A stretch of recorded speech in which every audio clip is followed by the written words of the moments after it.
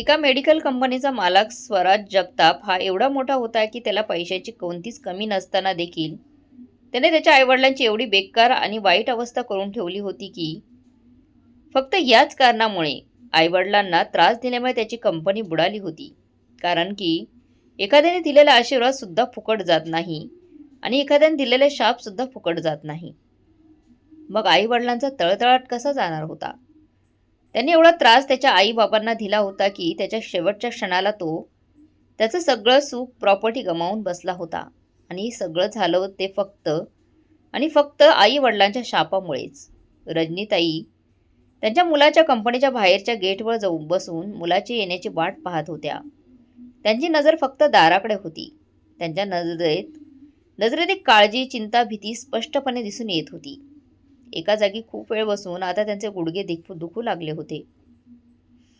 तिथे शेजारी बसलेल्या सिक्युरिटी गार्डला त्यांच्याकडे पाहून त्यांची दया आली आणि त्याने त्यांची खुर्ची त्यांच्याकडे सरकवली आणि त्यांना बसायला सांगितले. तेव्हा रजनीताईंनी त्यांचे आभार मानले आणि पाणवलेल्या डोळ्यांनी त्याला मनापासून आशीर्वाद दिला. काही वेळाने त्यांच्या मुलाची गाडीच्या खाली उतरताना पाहून रजनीताई धावत पळत त्यांच्या मुलाजवळ गेल्या आणि त्याला बिलगून ढसढसा रडू लागल्या. जणू काही त्यांनी इतक्या वेळेपासून दाबून ठेवलेला अश्रूंचा बांध फुटला होता. पण आईला अशा कपड्यांमध्ये सगळ्या लोकांसमोर बिलगलेले पाहून स्वराजला खूप अपमानित झाल्यासारखं वाटलं होतं. त्याने लगेच रजनीताईंना स्वतःपासून दूर करून सिक्युरिटी गार्डला विचारले की कोण आहे ही म्हातारी आणि इथे काय करत आहे. तो गार्ड म्हणाला की सर, त्या कधीपासून तुमची वाट पाहत आहे. बघा सर, तुमच्यामुळे त्यांची रडून रडून वाईट अवस्था झाली आहे. स्वराज त्या गार्डवर ओरडत म्हणाला, डोकं खराब झालं आहे का तुझं? हे माझं ऑफिस आहे. कुणी येण्यासाठी मी इथे धर्मशाळा उघडलेली नाही. मी हे ऑफिस भिकाऱ्यांची सेवा करण्यासाठी उघडलेलं आहे का? बाहेर काढा यांना आणि काही पैसे देऊन. कळत नाही कसे निर्लज्जपणे भीक मागण्यासाठी येऊन जातात. आपल्याच मुलाच्या तोंडून आपल्याचबद्दल असे शब्द ऐकून त्यांना खूप मोठा धक्काच बसतो. त्या जागेवर स्तब्ध होऊन त्यांच्या मुलाकडे एकटक बघत राहतात. त्यांच्या डोळ्यात अश्रूच्या धारा वाहू लागतात. बाळा, हे तू काय बोलत आहेस? तुझे वडील तिकडे रुग्णालयात जीवन मरणाच्या दारात उभे आहेत. डॉक्टरांनी सांगितले आहे की त्यांच्यासाठी लवकरात लवकर रक्ताचा बंदोबस्त करा. बोलता बोलता रजनीताई मुलाच्या पायावर पडून नवऱ्याच्या जीवाची भीक मागू लागल्या आणि ढसढस्या रडू लागल्या. स्वराजने त्यांचा हात पकडून त्यांना बाजूला सरकवले आणि म्हणाला, तुला काय वाटतं? वडिलांचा जीव वाचवण्यासाठी मी बेडवर पडू का? मागच्या वेळी मी किती आजारी पडलो होतो माहीत आहे का? निकितून माझ्याजवळ इतका वेळही नाही आणि मी त्या म्हाताऱ्याला माझा एक थेंबही रक्त देणार नाही. रजनीताई त्यांचा पदर पसरून स्वराजला म्हणाल्या, फक्त एकदा माझी मदत कर बाळा. मी काही करून तुझ्या उपकाराची परतफेड नक्की करेन आणि तुझे सर्व कर्ज देखील परत करेन. जर तू रक्तदान केल्याने तुझ्या वडिलांचे प्राण वाचत असतील तर. रजनीताई काही पुढे बोलण्याच्या आधी स्वराज त्याच्या आईवर जोरात ओरडला, कळत नाही का तुला? भिकाऱ्यासारखी मागेच लागली आहेस का माझ्या? इतकं बोलून स्वराजने थोडे पैसे आईच्या तोंडावर फेकले आणि म्हणाला, हे उचल आणि आता यापेक्षा जास्त अपेक्षा माझ्याकडून ठेवू नकोस. इतकं बोलून स्वराज तावातावाने त्याच्या आईकडे दुर्लक्ष करून तिथून निघून गेला. हे सर्व काही तिथे उभा असलेला सिक्युरिटी गार्डही पाहत होता. त्याचे डोळे भरून आले होते. स्वराज आता जाताच तो पळत पळत रजनीताई यांच्याजवळ गेला आणि त्यांना हातांना पकडून उभे केले. त्यांना पाणी पाजले आणि विचारले, आई, हा खरंच तुमचा मुलगा आहे का? रजनीताईंनी होकारार्थी मान हलवली. तेव्हा सिक्युरिटीने त्यांना संपूर्ण कहाणी विचारली, जे ऐकून तो सुद्धा आतून पूर्णपणे हादरून गेला होता. तो रजनीताई यांना धीर देत म्हणाला, आई, तुम्ही काळजी करू नका. सगळं काही ठीक होईल. देवावर विश्वास ठेवा. मला सांगा की मी तुमची काय मदत करू शकतो? तो म्हणाला, बाबांना रक्ताची गरज आहे, तर त्याची व्यवस्था होऊन जाईल. इतक्या स्वराज त्याच्या मीटिंगला जाण्यासाठी बाहेर निघाला. तर त्याच्या आईला तिथेच बसलेले पाहून त्याने रागात त्याच्या आईचा हात पकडला आणि तिला तिथून घेऊन जाऊ लागला. त्यावेळी त्याच्या व्यतिरिक्त तिथे अजून कोणीच नव्हते. त्याने विचार केला की कुणी यायच्या आत आईला इथून बाहेर काढतो. जर आईला इथे कोणी पाहिलेत आणि तिने तिचे तोंड उघडले तर माझी लाखो रुपयांची डील कॅन्सल होईल. मग त्या गार्डने कसला विचार न करता पुढे येऊन त्याच्या बॉसच्या स्वराजच्या जोरदार कानाखाली वाजवली. आवाज इतका मोठा होता की आत काम करत असलेली सगळी लोक ऑफिसमधून बाहेर आली होती आणि स्वराजकडे पाहत होती. लाज नाही वाटत का स्वतःच्या आईसोबत असं करताना? तो सिक्युरिटी गार्ड त्याच्या बॉसला म्हणाला, तुझी तुझी एवढी हिंमत की तू तुझ्या बॉसवर हात उगारलास? मी आत्ताच्या आत्ता तुला नोकरीवरून काढून टाकतो. स्वराज रागाने म्हणाला, अरे लाथ मारतो मी तुझ्या नोकरीला. जो स्वतःच्या आईवडिलांचा होऊ शकत नाही तो आमचा काय होणार? आज त्या सिक्युरिटी गार्डची हिंमत पाहून सगळे लोक आश्चर्यचकित झाले होते. आणि स्वराज एका हाताने त्याचा गाल पकडून उभा होता. त्या गार्डने रजनीताईंचा हात पकडला आणि म्हणाला, चला आई इथून. रजनीताई सरळ हॉस्पिटलला पोचल्या. डॉक्टरांनी त्या गार्डचा रक्तगट चेक केला तर योगायोगाने त्याचा रक्तगट रजनीताई यांच्या नवऱ्याच्या रक्तगटला मॅच झाला होता. रजनीताई समोरच्या खुर्चीवर बसून त्या सिक्युरिटी गार्डला मनापासून आशीर्वाद देत होत्या. तिच्यासाठी तो देवाचं रूपच जणू काही घेऊन आलेला होता. रजनीताई रक्त दिल्यानंतर त्या सिक्युरिटी गार्डच्या पायावर पडून ढसढसा रडू लागल्या. गार्डने त्यांना उचलून उभे केले आणि म्हणाला, आई तुम्ही या गरीब मुलाला पापाचे भागीदार म्हणवत आहात का? आईचे हात नेहमी मुलांना आशीर्वाद देण्यासाठी असायला हवेत. तो सिक्युरिटी गार्ड रजनीताई यांचे दोन्ही हात त्यांच्या डोक्यावर ठेवत असं म्हणाला, बाळा आज माझ्यामुळे तुला तुझी नोकरी गमवावी लागली. माझ्याकडे हे थोडे पैसे आहेत, ठेवून घ्या तुम्ही. तुझ्या मुलांच्या शिक्षणासाठी कामी येतील. आई नोकरीबद्दल आपण नंतर विचार करू. तुम्ही आधी इथे बसा, सकाळपासून रडतच आहात. माहीत नाही तुम्ही काही खाल्ले आहे की नाही. मी तुमच्यासाठी काहीतरी खायला घेऊन येतो. रजनीताई पाणवलेल्या डोळ्यांनी फक्त त्याला जाताना पाहत होत्या. हा अनोळखी असूनही आज त्याने प्रतापरावांचे म्हणजे त्यांच्या पतीचे प्राण वाचवले होते. तर दुसरीकडे त्यांच्या सख्ख्या मुलाने त्यांना भिकारी बोलून त्यांच्या आईचा अपमान केला होता. हाच दिवस पाहण्यासाठी त्यांनी मुलाच्या प्रेमासाठी कष्ट मेहनत घेतली होती का? दिवस रात्र एक करून प्रतापरावांनी मुलाला शिक्षणासाठी परदेशात पाठवले होते, जेणेकरून त्यांनी त्याची स्वप्न पूर्ण करावी. मुलगा नोकरीला लागून सेटल झाल्यावर रजनीताई यांच्या आवडीनुसार खूप प्रेमाने स्वातीला आपल्या घरची सून बनवून घेऊन आल्या होत्या. विचार करता करता त्यांच्या भूतकाळातील गोष्टीत हरवल्या. त्या स्वातीला म्हणायच्या, सुनबाई आता हे घर, या घराची सर्व जबाबदारी आता तुझी आहे. आता आम्हाला आमच्या या उतारवयात सुखाने आयुष्य जगायचे आहे. रजनीताई त्यांच्या नववधू सुनेला म्हणजे स्वातीला म्हणाल्या. स्वाती आणि स्वराज दोघे एकमेकांना बऱ्याच वर्षांपासून ओळखत होते. त्यामुळे रजनीताई आणि प्रतापराव यांनी मुलाचा आनंद लक्षात घेऊनच दोघांचे खूप धूमधडाक्यात लग्न लावून दिले. सुरुवातीला सगळं काही सुरळीत चाललं होतं, चांगलं चाललं होतं. पण ज्योती ही मोठ्या घरची मुलगी असल्यामुळे तिला एकटीला राहण्याची सवय होती. तिला एकांतात राहायला आवडत होते.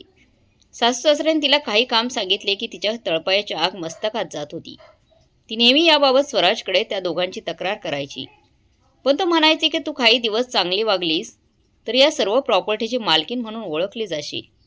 म्हणून स्वाती तिच्या भावनांना आवर घालत खोटे हास्य चेहऱ्यावर ठेवून तिच्या सासू-सासऱ्यांची प्रत्येक गोष्ट मान्य करू लागली, त्यांचं ऐकू लागली.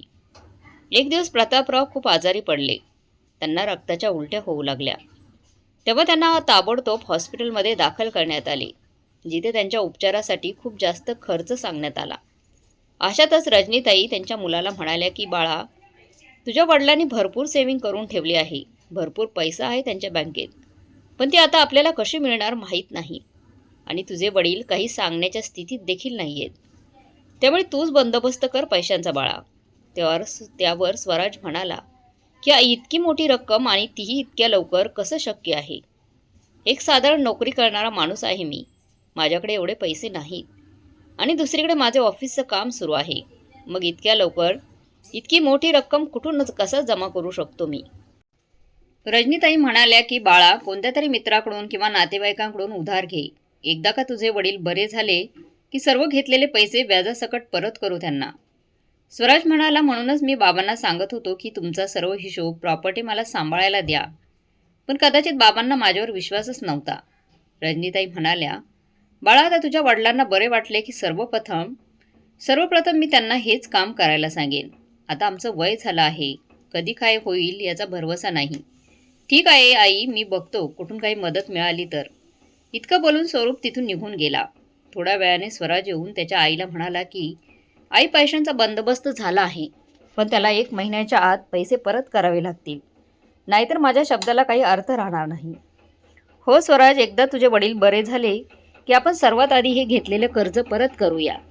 इतकं बोलून रजनीताई प्रतापराव यांच्याजवळ निघून गेल्या.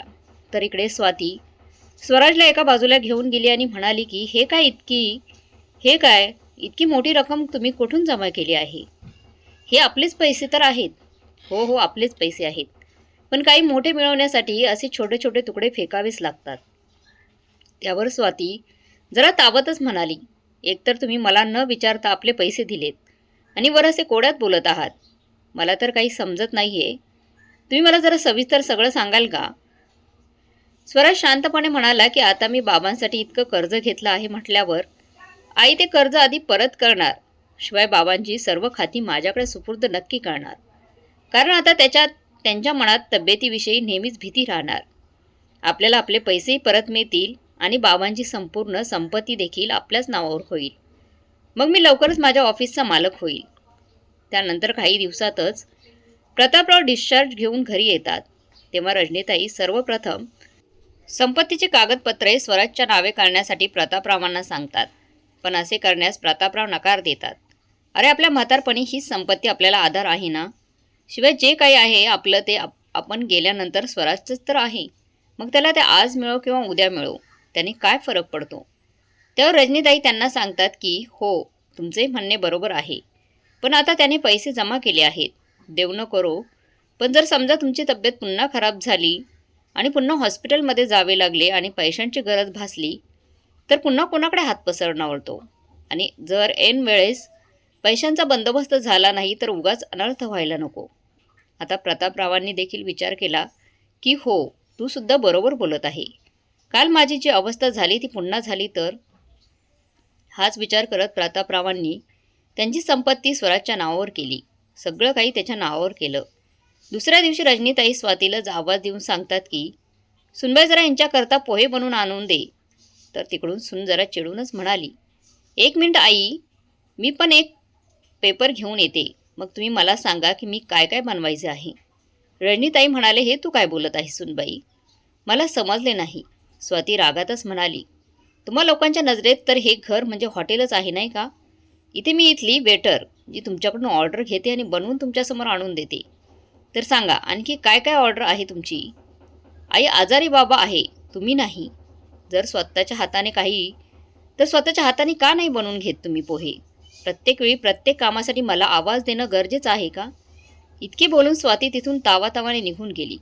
बिचारी पूर्ण दिवस घरातली कामे करून थकून जात असणार म्हणून अशी बोलली असणार. तुम्ही टेन्शन घेऊ नका, मी तिला चांगलेच ओळखते. आता जसा तिचा राग शांत होईल तशी माझ्याकडे येऊन माफी मागणार ती. चला मीच तुमच्यासाठी आज पोहे बनवून घेऊन येते. मनात चाललेला गोंधळ लपवत रजनीताई हसत म्हणाल्या आणि किचनमध्ये निघून गेल्या. दुसऱ्या दिवशी रजनीताई प्रतापरावांना म्हणाल्या, आज तुमच्यासाठी काय बनवायचं याचा विचार करत आहे. आता मी रोज तुमच्या आवडीनुसारच खायला बनवीन. स्वातीला सकाळपासून घरात बरीच कामे करायची असतात. उगाच काय त्या बिचारीला पुन्हा पुन्हा त्रास द्यायचा. बोला काय खाणार आज? रजनीताई काही बोलल्या तरी प्रतापरावांना सगळं समजत होतं. कालच्या स्वातीच्या वागण्यानंतर त्यांना आपल्या सुनेकडून पुन्हा अपमानित व्हायचं नव्हतं. म्हणून ते आजपासून स्वतःच जेवण बनवायचे सांगत आहे. प्रतापराव म्हणाले, तू जे बनवशील ना ते मी खाईन. रजनीताई उठल्या आणि स्वयंपाकघरात गेल्या. पण हे काय, किचनला कुलूप लावले होते. पण आजपर्यंत तर कधीच किचनला कुलूप लावलेलं नव्हतं. मग आज हे सगळं कसं? असा विचार करून रजनीताई स्वातीला आवाज देऊ लागल्या. काय झालं आई, एवढं का ओरडताय? स्वाती रागातच ओरडत म्हणाली. रजनीताई म्हणाल्या, सुनबाई हे काय, किचनला कुलूप? आजपर्यंत या घरात किचन किंवा देवघराला कधीही कुलूप लावलेलं नाही. हो, कारण या घरात 2 भुकेलेले प्राणी राहू लागले आहेत. त्यांना सतत भूक लागते. आता आमच्या घरात कुबेराचा खजिना तर नाही जो त्यांच्या 5 वेळेच्या जेवणाचा भार उचलू शकेल. त्यामुळे आम्हाला कुलूप लावावे लागले. सुनबाई तू आम्हाला भुकेलेला प्राणी म्हणालीस का? रजनीताई हळूच म्हणाल्या. आता तुम्ही एवढ्याही भोळ्या नाहीत की माझे शब्द तुम्हाला समजू शकणार नाही. तुमच्या भुकेला मी कंटाळली आई. आतापासून तुम्ही दोघे काय खाणार, किती खाणार यावर मी बारीक लक्ष ठेवेल. तुम्ही दोघांना जेवण कधी आणि किती मिळेल हे देखील मीच ठरवेल. स्वाती असे बोलताच रजनीताईंचा राग अनावर झाला. आम्हाला प्राणी म्हणते इतकी हिंमत कशी झाली तुझी? आणि तू आमच्या खाण्यापिण्याचा हिशोब ठेवणार? हे माझं घर आहे आणि आम्ही इतके गरीब नाही की आम्ही अन्न अर्धवट खाऊ किंवा मोजून मापून खाऊ. येऊ देत स्वराजला घरी. जेव्हा त्याला कळेल की तू कशी वागली आमच्यासोबत तेव्हा तो तुला चांगलाच धडा शिकवेल. स्वाती म्हणाली, होय, जणू काही त्यांना माहीतच नाही. आणि तुम्ही लोकही असेच म्हणाल हे त्यांनाही ठाऊक होते. म्हणूनच त्यांनी आधीच हे सर्व त्यांच्या नावावर केले आहे. आता तुम्ही लोक आमचे आश्रित आहात. आणि आई, आता आजपासून या घरात तुम्हा दोघांना फुकट भाकरी देखील मिळणार नाहीये.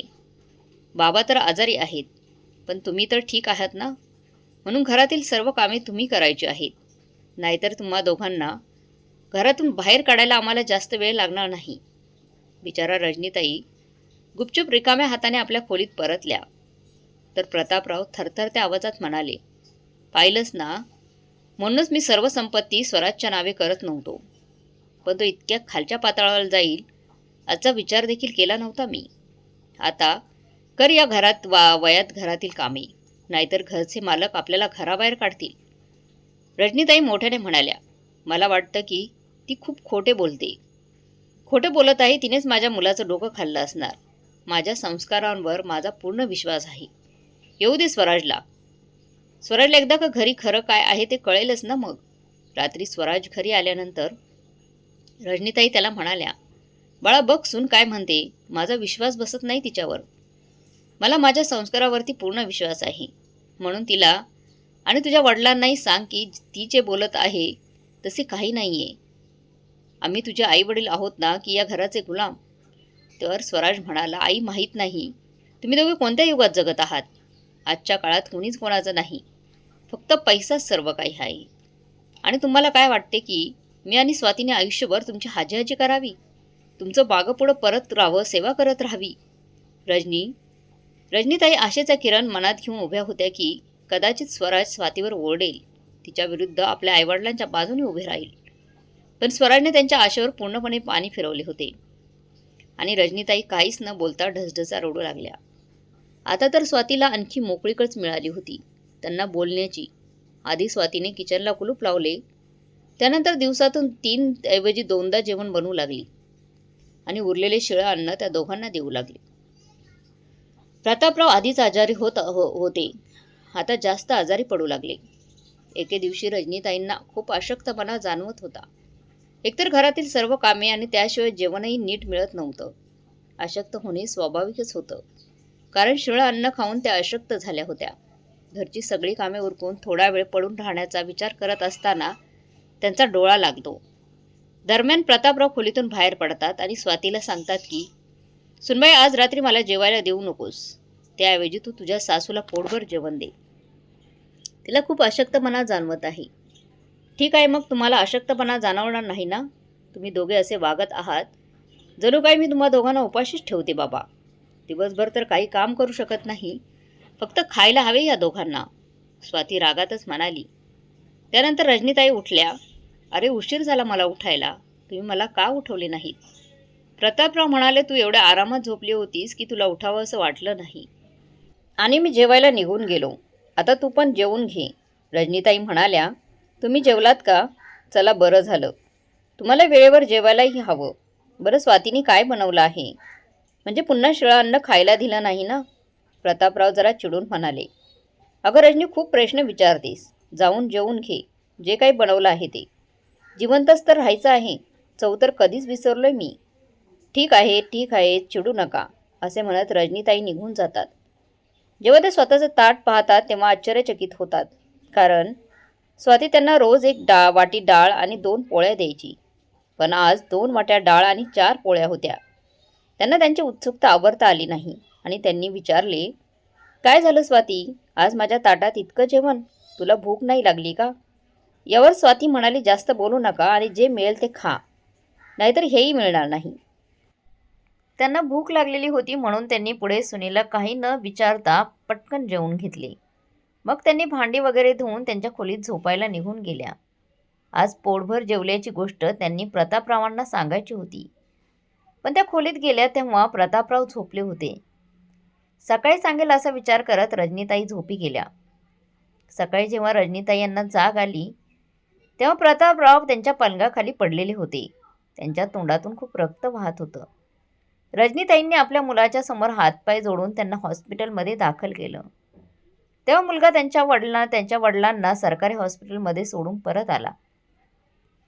डॉक्टरांनी रजनीताई यांना ताबडतोब रक्ताची व्यवस्था करण्यास सांगितले. परंतु बऱ्याच ठिकाणी भटकूनही त्यांना कुठेच रक्त मिळाले नाही. तेव्हा त्या मुलाच्या ऑफिसमध्ये पोहोचल्या, जिथे त्यांना भिकारी बोलून हाकलून देण्यात आले होते. इतक्यात आई काहीतरी खाऊन घ्या, तो सिक्युरिटी गार्ड रजनीताई यांना चहा बिस्किटे देत म्हणाला. पण तितक्यातच डॉक्टर बाहेर येऊन म्हणाले की माफ करा, आम्ही प्रतापरावांना उशीर झाल्यामुळे वाचवू शकलो नाही. रजनीताई यांचा घास तोंडात जाण्याआधीच खाली जमिनीवर पडतो. त्यांनी पाहिले की प्रतापराव अगदी शांत झोपलेले होते. त्यांना समजले होते की आता ते आपल्याला सगळ्यांना सोडून निघून गेले आहेत. मग सर्वात आश्चर्याची गोष्ट म्हणजे रजनीताई यांच्या डोळ्यातून अश्रूचा एक थेंबही नव्हता. इतक्यात रजनीताईंना सर्वात आधी त्यांची मुलगी निकिताचा फोन आला. हे सगळं इतक्या लवकर घडलं की मुलीला कळवण्याची संधीच मिळाली नाही. 1 तासाच्या आत त्यांचं संपूर्ण जगच संपलं होतं.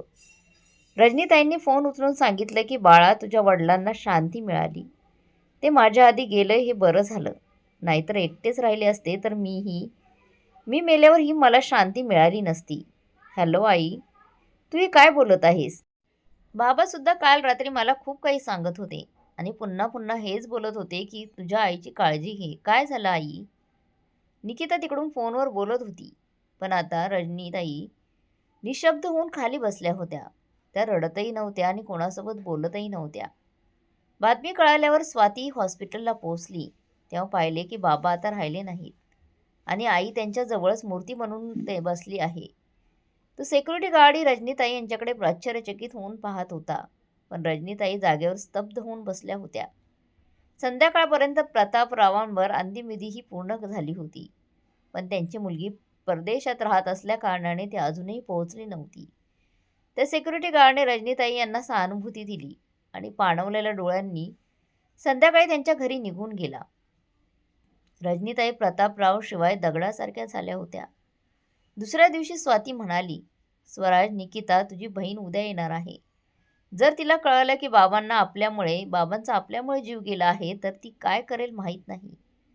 यावर स्वराज घाबरतच म्हणाला की तिला कोण सांगणार? दगड झालेली माझी ही आई. यावर स्वाती म्हणाली की मला तर आश्चर्य या गोष्टीचं वाटत आहे की आजपर्यंत आईने निकिताला फोन करून का सांगितलं नाही आणि कुणास ठाऊक सांगितलंही असणार. तेव्हा स्वराज म्हणाला की तू निकिताला ओळखत नाहीस का? तिला जर हे सर्व आधी कळाले असते तर ती खूप आधी इथे आली असती. स्वाती म्हणाली, मी काय म्हणते, तुमच्या वडिलांचे आधीच निधन झाले आहे आणि आता या वेड्या म्हातारीला त्यांच्याकडे पाठवून सर्व समस्या संपवून टाकू. मग निकिताची किंवा इतर कोणाची भीती राहणार नाही. सगळ्यांनी ही गोष्ट सांगू की वडिलांच्या निधनाच्या शॉकमध्येच आईही आम्हाला सोडून निघून गेली आणि म्हणूनच स्वातीने खीरमध्ये विष मिसळले आणि तिच्या सासूला खायला घेऊन आली होती. पण तिला कुठे माहीत होते की निकिता उद्या येणार असल्याचं सांगून आजच घरी आली होती. कारण तिला आपल्या घरची सगळी परिस्थिती स्वतःच्या डोळ्यांनी बघायची होती. तिच्या वडिलांनी तिला घरांच्या चाव्यांचा एक सेट दिला होता. कारण ती परदेशात राहते आणि घरी कोणी नसेल तरी ती हवी तेव्हा येऊ शकते. पण तिला कुठे माहीत होतं की ही चावी एक दिवस आपल्याच घराची जासूसी करण्यासाठी वापरावी लागेल. तेव्हा स्वाती रजनीताईंना ती खीर खाऊ घालणार होती तेव्हा निकिता त्यांच्या घरातच लपून बसली होती. कारण तिने तिचा भाऊ आणि बहिणी जे काही बोलत होते ते तिने सर्व रेकॉर्ड केले होते. रेकॉर्डिंग बघितल्यानंतर निकिताने स्वातीच्या जोरात एक कानाखाली मारली. तुझी हिंमत कशी झाली माझ्या वडिलांचा जीव घेण्याची? आणि आता तुला माझ्या आईलाही ठार मारायचे आहे. निकिताला तिथे पाहून दोघांच्या पायाखालची जमीन सरकली. काय झालं वहिनी? मला इथे असं पाहून आश्चर्यचकित झालंय. त्या दिवशी बाबांनी मला फोनवर सर्व काही सांगितले होते आणि मला तुमचा खूप रागही आला होता. वाटलं की आत्ताच्या आता तुम्हा दोघांची चांगलीच खबर घ्यावी. पण मग वाटले की तुम्हाला रंगी हात पकडावे. त्यानंतर मी तुमच्यावर कायदेशीर कारवाई करू शकेल. वडिलांशी बोलूनच मी इथे येण्यासाठी निघाली होती. पण काही तांत्रिक कामामुळे मला बाबांच्या कार्यक्रमाला विधीला उपस्थित राहता आले नाही. पण आज तुम्ही लोक आईची विल्हेवाट लावण्याच्या बोलण्यात गुंग असताना मी गपचूप घरात शिरले. मला एकच खंत आहे की खंत असेल की आई-बाबांनी मला हे सर्व आधी सांगितले नाही. नाहीतरी आज माझे वडील या जगात हयात असते. तोपर्यंत पोलिसही तिथे पोहोचले. या सर्व पापी लोकांना घेऊन जा साहेब. त्यांनी प्रथम माझ्या आईवडिलांची सर्व मालमत्ता फसवून हिसकावून घेतली. नंतर माझ्या आईवडिलांना उपाशी ठेवले आणि आता ते माझ्या आईलाही विष देऊन मारणार होते. याचा हा पुरावा आहे. पोलीस आणि निकिता हिचे हे रूप पाहून ते दोघेही भीतीने थरथर कापू लागले आणि रजनीताईंच्या पायावर पडून माफी मागू लागले. पण रजनीताई काही बोलल्या नाहीत आणि पोलीस दोघांनाही घेऊन गेले. निकेताने आईला मिठी मारली आणि खूप रडली. तिथे तिची आई एक वाक्य बोलत होती. चांगलं झालं की ते माझ्या आधी निघून गेले. शांतता मिळाली तुझ्या वडिलांना.